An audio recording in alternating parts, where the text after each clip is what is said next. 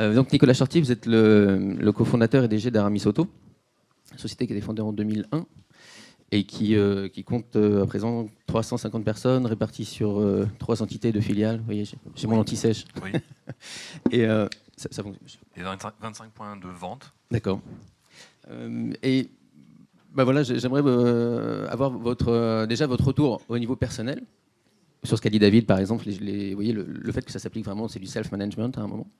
Et aussi, je me souviens, la première fois que je suis arrivé donc, chez Aramis Auto, et parmi les premières fois, j'ai senti que cette méthode faisait partie quelque part de la culture. Après, c'était proposé, les gens faisaient ce qu'ils voulaient, mais voilà, les nouvelles recrues se voyaient offrir le livre. Enfin, ouais, c'était quelque chose que... Et que d'ailleurs, vous modélisiez pas mal. Puisque beaucoup de gens me disaient, mais il n'oublie jamais rien, il est toujours... voilà. Ils sont Donc, sympas, c'est mes collaborateurs, donc je devais être là. Donc, première question par rapport à ce que disait David, je n'ai rien à rajouter. Hein.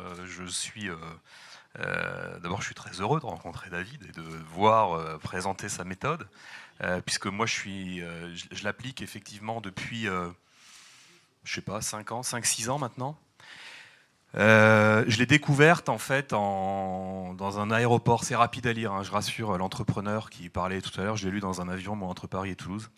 Ça se lit vraiment facilement. Le plus difficile, c'est de l'appliquer, hein, c'est pas de le lire.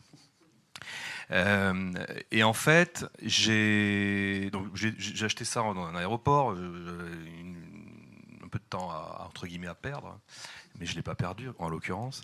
Et en le lisant, je me suis rendu compte en fait, ça reprenait énormément de choses et très simples, en les structurant de manière extrêmement intelligente, de choses que l'on faisait pour déjà optimiser son organisation. Et puis évidemment avec des choses nouvelles. Par exemple, les to-do list, c'est quand même qui ne fait pas de to-do list. Enfin, ceux qui ne font pas de to-do list aujourd'hui doivent avoir quand même pas mal de mal à s'en sortir. Le fait de noter les choses quand on les a dans la tête, le fait d'avoir des listes de... Alors, je ne vais pas dire liste de projets parce que ça, c'est un concept qui est dans la méthode et que par définition, on ne connaît pas avant de l'avoir lu. Ou le fait de, quand on commence à avoir trop de travail ou à être perdu, de se poser et d'écrire ce qu'on a à faire. J'ai envie de dire c'est du bon sens. On parlait de Monsieur Jourdain tout à l'heure. Je pense qu'on fait un peu tous de la GTD comme Monsieur Jourdain. Et c'était mon cas.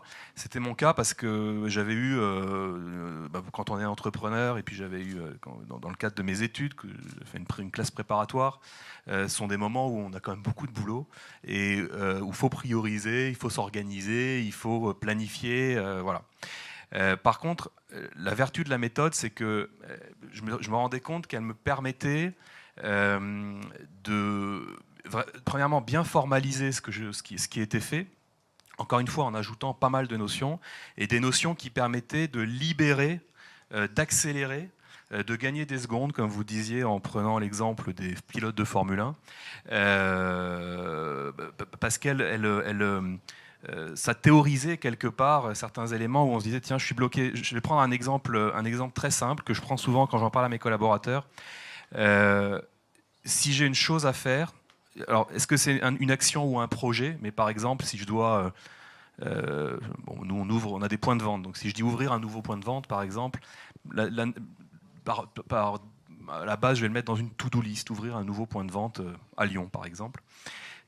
Et en fait, alors c'est déjà une bonne pratique de l'écrire, c'est déjà pas mal, mais en réalité, je ne sais pas par quoi je vais commencer. Donc si j'ai ça dans ma to-do list et que je le revois régulièrement, un nouveau point de vente, je ne vais jamais passer à l'action.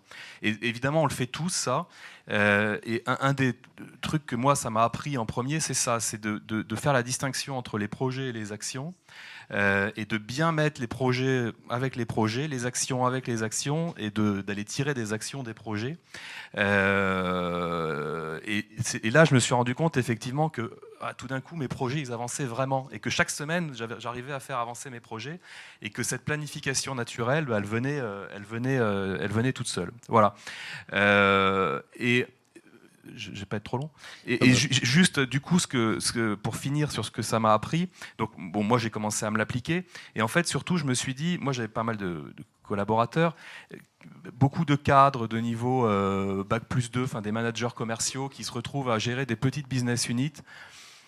qui sont souvent assez jeunes, très, très terrain, très opérationnels, mais dès qu'il commence à y en avoir trop, ou dès qu'il faut penser à un truc, je sais pas, moi je gère une business unit et il faut que je change l'enseigne. Alors là, il y a 14 actions à faire pour changer une enseigne et c'est un projet sur 2 mois.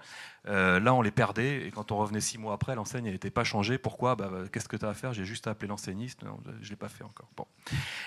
Et en fait, je me suis dit, mais pour ces gars-là, avec qui j'avais toutes les peines du monde, je leur faisais faire des to-do list, je leur faisais faire des roadmaps, etc., etc. Mais en fait, cette méthode, elle est géniale pour eux.